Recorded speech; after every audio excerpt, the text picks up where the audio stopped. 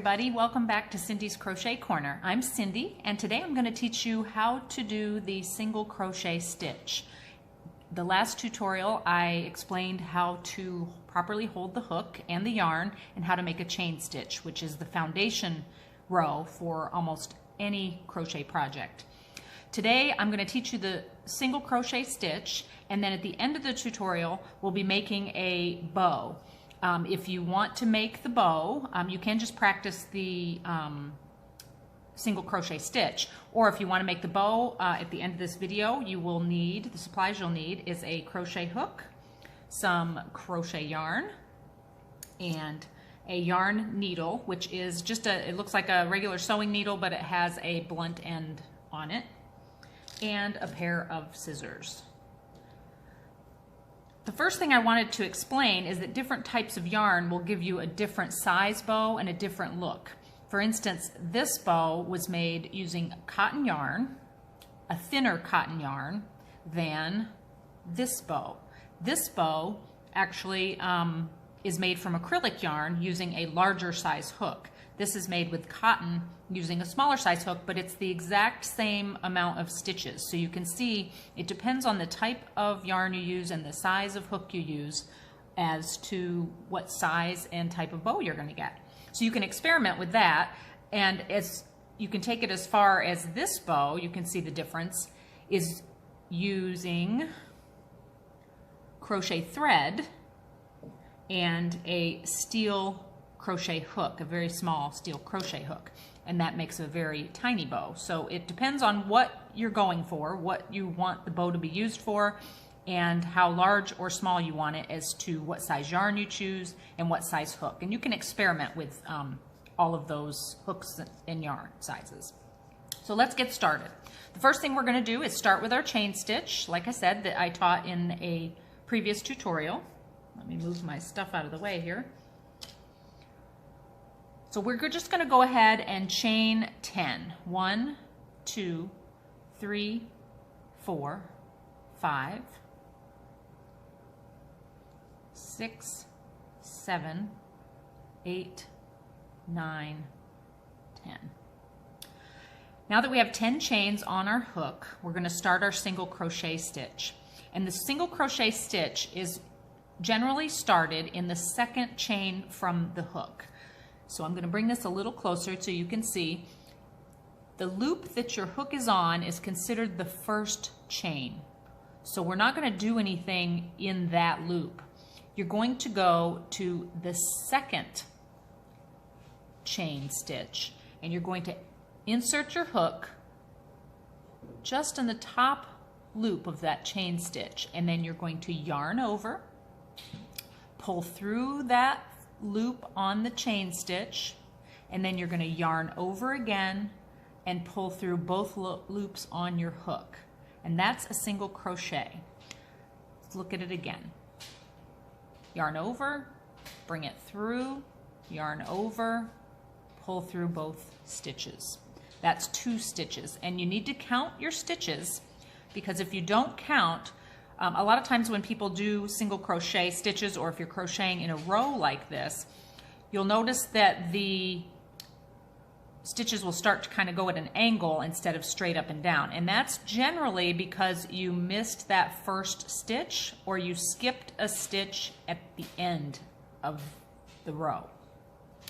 So it's important to remember to crochet into this first stitch here, which is, well, it's considered the second stitch, but it's the first one from your hook. So we're going to do that again. Yarn over, pull through, yarn over, pull through 2. So that's 2 stitches. Do it again. 3, 4, 5, 6, 7, 8, 9. So you chained 10 stitches, and since you skipped that very first stitch that was connected to your hook, you now have 9 stitches, so you need to remember that. You'll always have 1 stitch less than your initial chain. So depending on how long you want your stitches or how the length of your project, you'll want to crochet 1 stitch more because you're going to subtract a stitch as you start to crochet down the row. So once you get your whole row with single crochet, you're going to chain 1. Just like the initial chain, you just yarn over and pull through the loop, and then you're going to turn your project, and this is considered the wrong side of the project. So there's the right side, which is the side you began on, and then the wrong side. So now we're on the wrong side, and we chained 1. We're going to go into this first loop. I'll bring it up so you can see this first loop, and if you just turn your yarn and look at the top, you see how there's 2 loops there? You're going to go through both of those. And then you're going to yarn over, pull through the loop on the hook, yarn over, and pull through the 2 stitches. And that's your first single crochet of your second row. Let's look at that again. Insert your hook, yarn over, bring your yarn through, yarn over, pull through 2 loops. And then you're going to go all the way to the end. That's 3, 4, 5,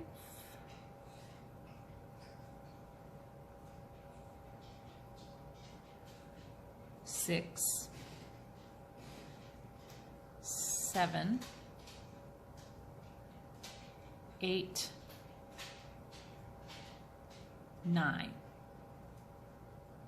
And the last stitch can be tricky, so you have to look at your loops, because if you just go through this first loop, you're going to have a little different look than if you go through both loops of the top there.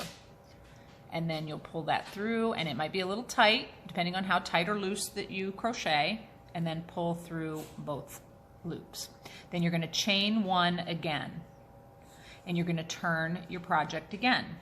And so you'll do this back and forth for 5 or 6 rows if you want to make the bow, and make sure you count. Make sure you go into that first stitch. So if you accidentally miss this first stitch and you go over to this one, that's when your project will start kind of going to the side, going kind of diagonally.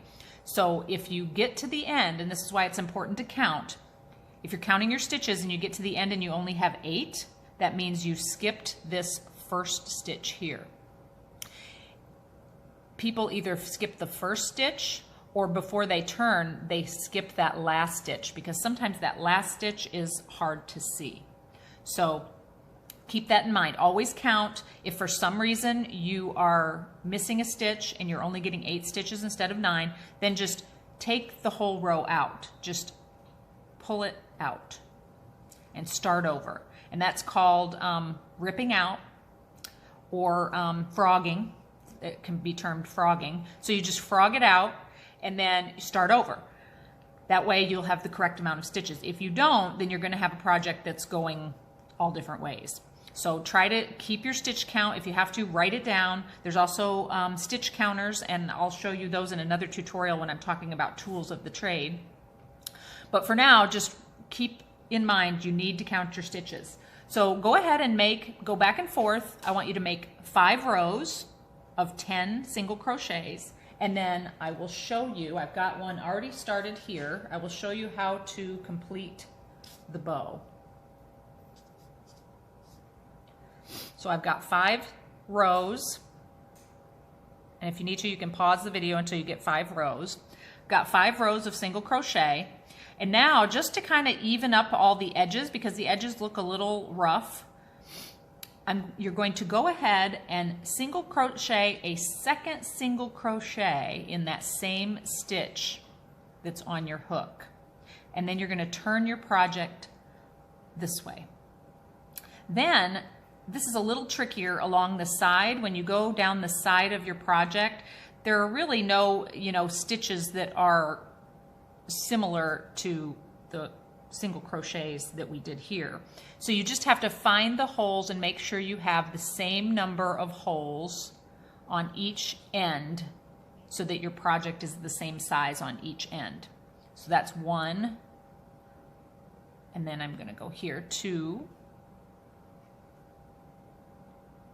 3. Actually, I did 1 here, and then 2, 3, 4, and then this is my 5th stitch, and that's the stitch that I started with, my initial chain. I'm going to do 2 in this stitch, and that will create a turn or a corner. When you put 2 stitches into 1, it creates a corner. And then this tail end, this is where you can actually work in this tail end so you don't have an end later to weave in. You will just take that tail end and hold it close to your project. And then this initial foundation chain, you're going to go in each stitch and you're going to count. So I already did 1, this is 2, and you're going to crochet over this tail end. So it will hide the tail end in the project. This is 3, 4, 5, and sometimes those stitches can be tight in that initial chain depending on how loose or tight you crochet. 6, 7, 8, 9,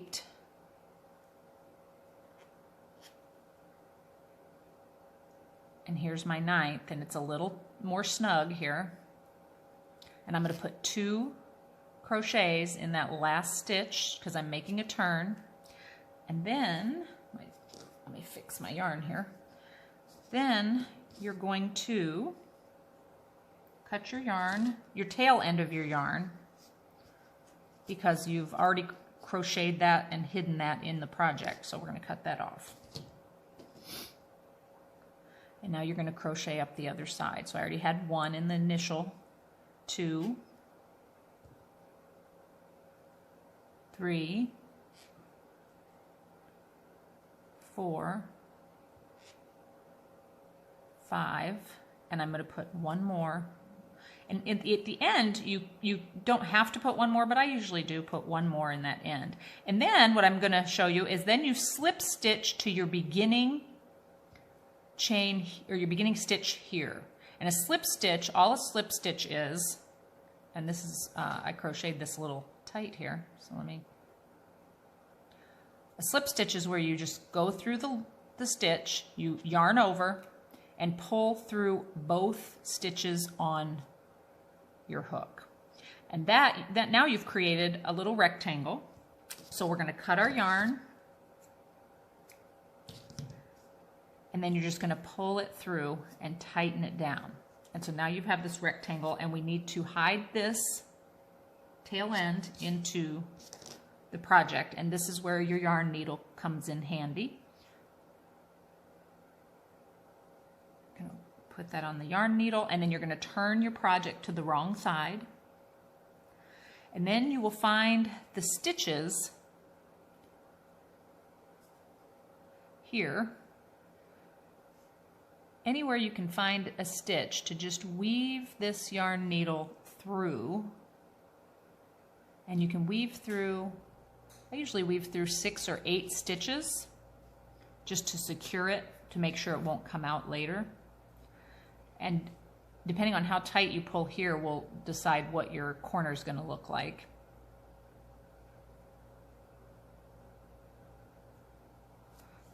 So go this way, and then I just turn it, and instead of going through this first stitch here that the yarn's coming out of, go 1 over, and then just go back to the beginning,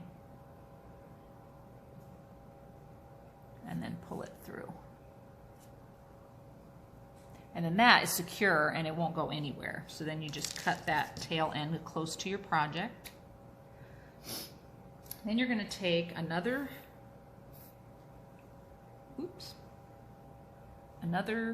piece of yarn, fairly lengthy, maybe about 12 inches. And then turn your right side of your project. You're going to wrap this yarn.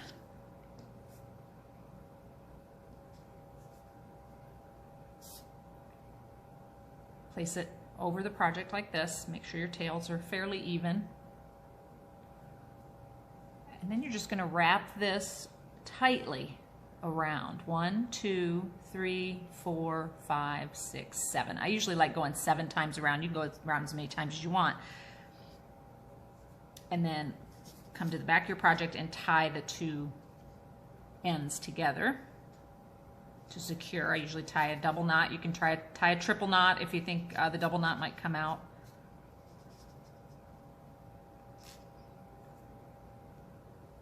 And then you can cut this other end, and depending on how long you leave these tail ends, now you have a little bow, and you can use these tail ends to connect it to anything, to connect it to a hair clip, to a doll, to anything. You just tie these ends onto whatever you want this bow to be on.